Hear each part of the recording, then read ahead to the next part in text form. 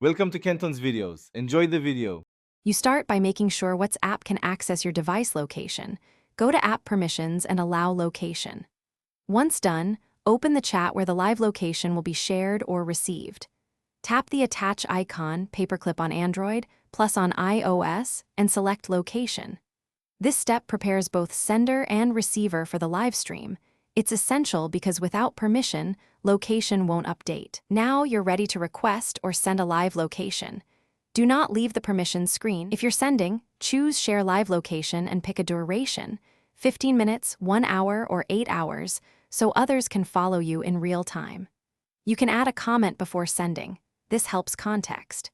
If you're viewing someone else's live location, tap their live location message to open the full map and watch the blue dot move.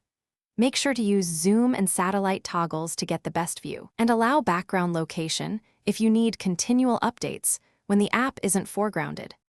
To end sharing, the sender taps Stop Sharing in the chat and confirms. This prevents further updates.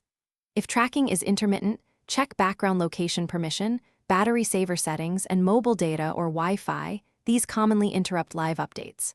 Once done, restart WhatsApp or the phone, toggle location off and on, and update the app if needed. If problems persist, ask the sender to reshare the live location or try switching from Wi-Fi to mobile data. These steps resolve most connectivity and permission issues quickly. Thanks for watching. Consider subscribing if we helped you.